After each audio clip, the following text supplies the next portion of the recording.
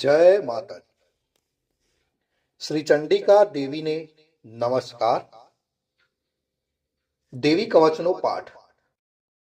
मार्कंडे कहे, हे पितामह, आ लोक विશે જે કંઈ ગુપ્ત હોય અને ઉત્તમ હોય, મનુષ્યની સર્વ પ્રકારે રક્ષા કરનાર હોય અને આપે અત્યાર સુધી કોઈને ન કહ્યું હોય તેવું મને કહો.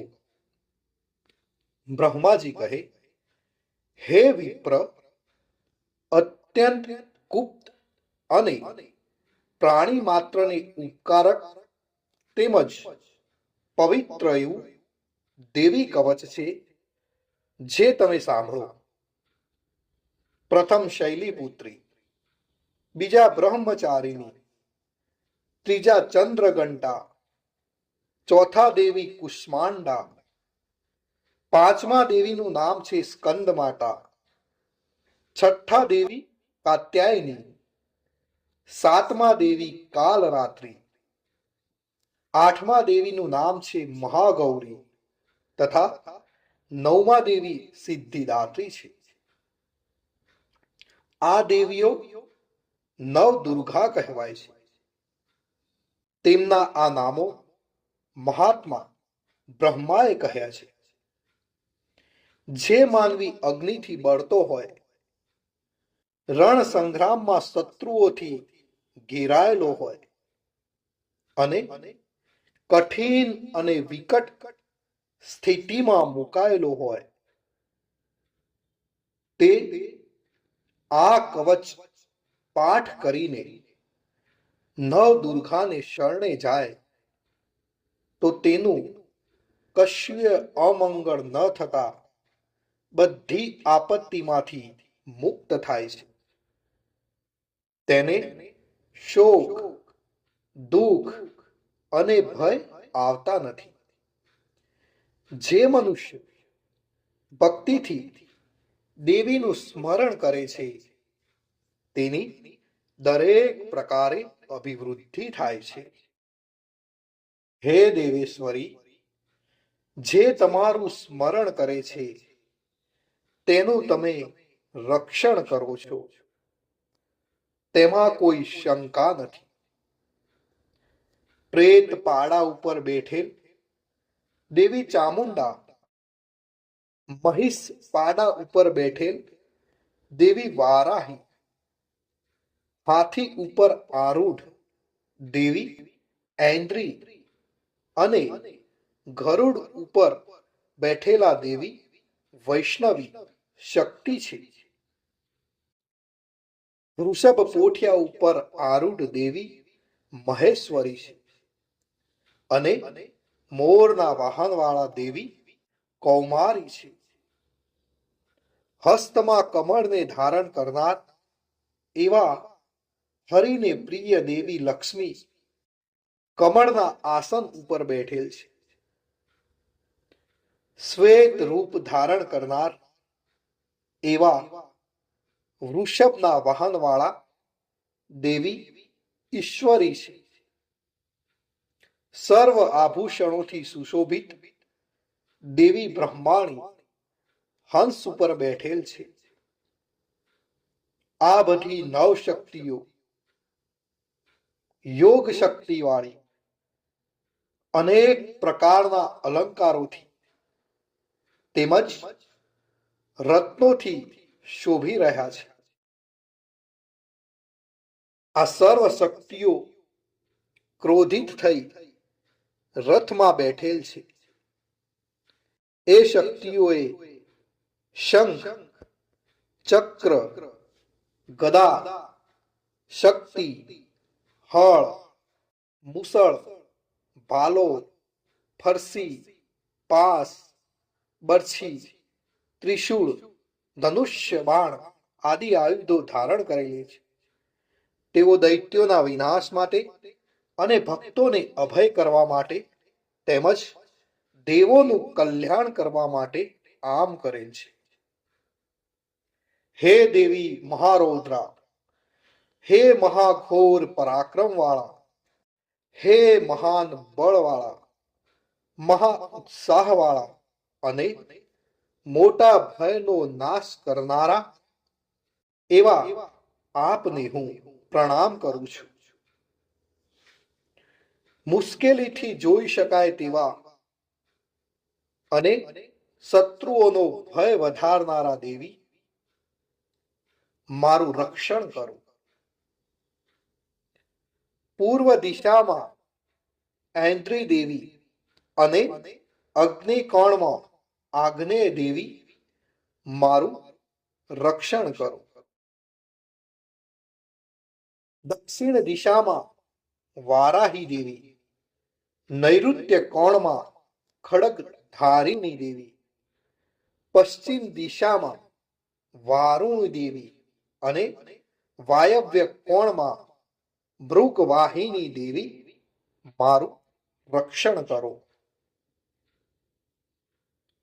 ઉત્તર દિશામાં કૌમારી દેવી, ઈશાન ખૂણામાં ત્રિશુર ધારિણી દેવી, ઉપર આકાશ ભાગમાં બ્રહ્માણી દેવી અને નીચેના ભાગે વૈષ્ણવી દેવી, મારું રક્ષણ કરો. આ રીતે પ્રેતના વાહનવાળા ચામુંડા દેવી દસેય દિશાઓમાં તેમજ મારી આગળની બાજુએ જયા દેવી અને પાછળની બાજુએ વિજયા દેવી, મારું રક્ષણ કરો. મારી ડાબી બાજુએ અજિતા દેવી, મારી જમણી બાજુએ અપરાજિતા દેવી અને મારી શિખાનું ઉદ્યોતિ દેવી, રક્ષણ કરો.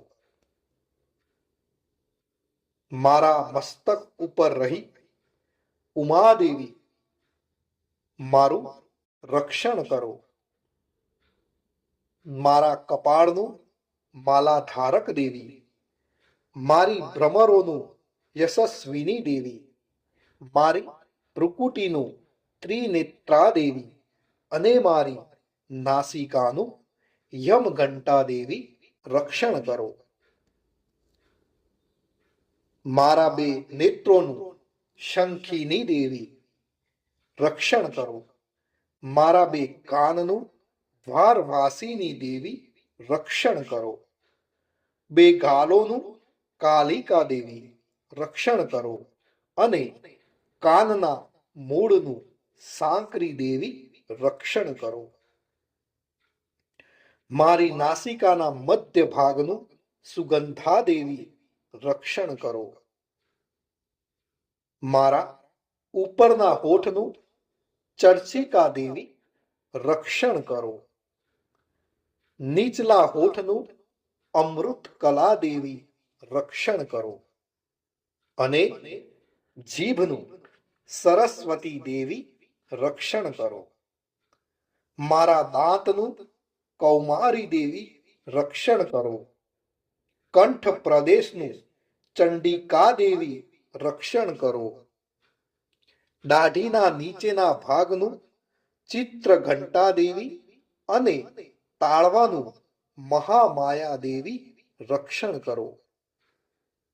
મારી દાઢીનું કામાક્ષી દેવી, વાણીનું સર્વમંગલા દેવી, ગળાનું ભદ્રકાળી દેવી અને કરોડરજ્જુનું ધનુર્ધરી દેવી, મારું રક્ષણ કરો. મારા કંઠના બહારના ભાગનું નીલગ્રીવા દેવી, રક્ષણ કરો. અન્ન નળીનું નલ કબૂરી દેવી, રક્ષણ કરો. બે ખભાઓનું ખડગધારિણી દેવી, રક્ષણ કરો. અને બે બાહુઓનું વ્રજધારિણી દેવી, મારું રક્ષણ કરો. મારા બે હાથોનું દંડિની દેવી, રક્ષણ કરો. મારી આંગળીઓનું અંબિકા દેવી, રક્ષણ કરો. મારા નખોનું સુલેશ્વરી દેવી રક્ષણ કરો અને કુક્ષીનું નલેશ્વરી દેવી રક્ષણ કરો. મારા સ્તનોનું મહાદેવી રક્ષણ કરો. મનનું શોકનાશક દેવી રક્ષણ કરો. હૃદયનું લલિતા દેવી રક્ષણ કરો અને ઉદરનું ત્રિશૂલ ધારિણી દેવી મારું રક્ષણ કરો. મારી નાભીનું કામિની દેવી રક્ષણ કરો. ગૃહ ભાગનું ગૃહેશ્વરી દેવી રક્ષણ કરો. લિંગનું પૂતના કામિકા દેવી રક્ષણ કરો અને ગુદાનું મહિષવાહિની દેવી રક્ષણ કરો. મારી કેળનું ભગવતી દેવી, બે ઘૂંટણોનું વિંધ્યવાસિની દેવી, બે જાંઘોનું સર્વ મનોરથ પૂર્ણ કરનાર મહાબળવાન દેવી રક્ષણ કરો.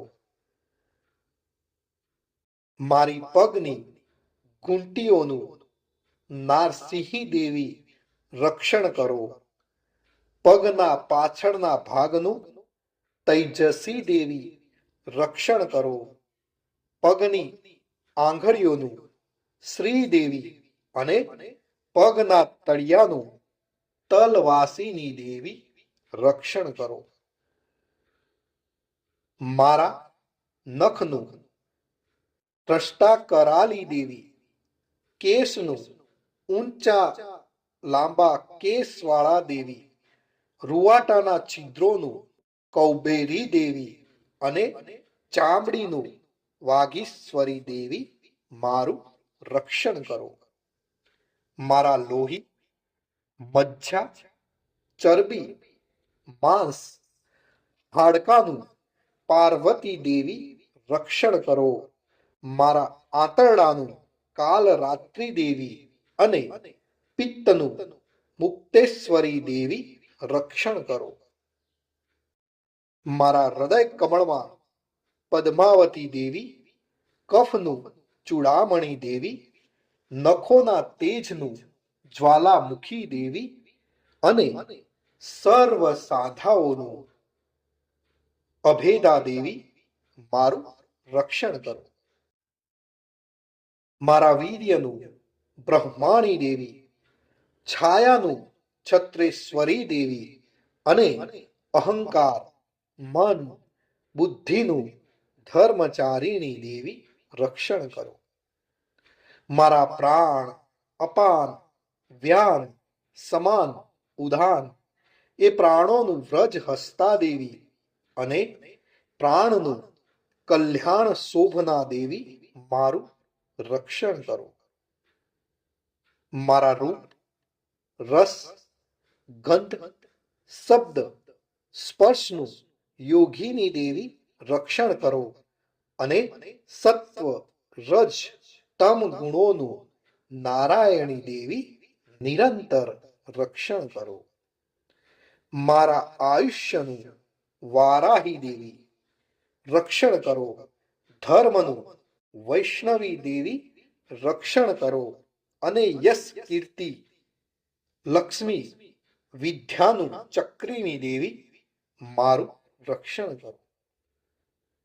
મારા ગોત્રનું ઇન્દ્રાણી દેવી રક્ષણ કરો. મારા પશુઓનું ચંડિકા દેવી રક્ષણ કરો. મારા પુત્રોનું મહાલક્ષ્મી દેવી અને મારી પત્નીનું ભૈરવી દેવી રક્ષણ કરો. મારા પંથનું સુપથા દેવી, માર્ગનું ક્ષેમ કરી દેવી, રાજદ્વારમાં મહાલક્ષ્મી દેવી અને યુદ્ધમાં જયવર્ધિની દેવી મારું રક્ષણ કરો. જે સ્થાન વિશે કવચમાં કહેવામાં ન આવ્યું હોય તે રક્ષા વગરના સ્થાનમાં પાપનાશીની જયંતી દેવી મારું રક્ષણ કરો. આમ જે મનુષ્ય પોતાનું કલ્યાણ ઈચ્છતો હોય તેને આ કવચનો પાઠ કર્યા વિના એક ડગલું પણ ભરવું નહીં.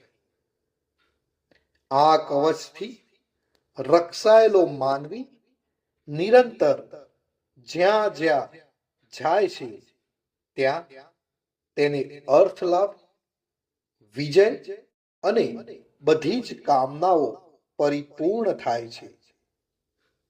આ પૃથ્વી પર માનવી જે ચિંતન કરે છે તે તેને ચોક્કસ મળે છે, તેમજ અતુલ ઐશ્વર્ય પ્રાપ્ત કરે છે. આ કવચથી રક્ષાયેલ માનવી પૃથ્વી પર નિર્ભય થાય છે. તે સંગ્રામમાં પરાજય પામતો નથી. તે ત્રણેય લોકમાં પૂજનીય બને છે. આ દેવી કવચ દેવોને પણ દુર્લભ છે. જે મનુષ્ય સવારે, બપોરે અને સાંજે શ્રદ્ધાયુક્ત થઈ હંમેશા નિયમ રાખી પાઠ કરે છે તે દેવી શક્તિને પામે છે.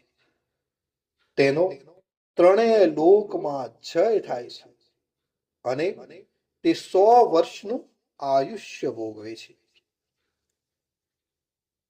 આ કવચનો પાઠ કરનાર મનુષ્યના વિસ્ફોટક, દાદર, ખસ, ખુજલી આદિ ચામડીના દર્દો પણ નાશ પામે છે. વિષ પણ નાશ પામે છે.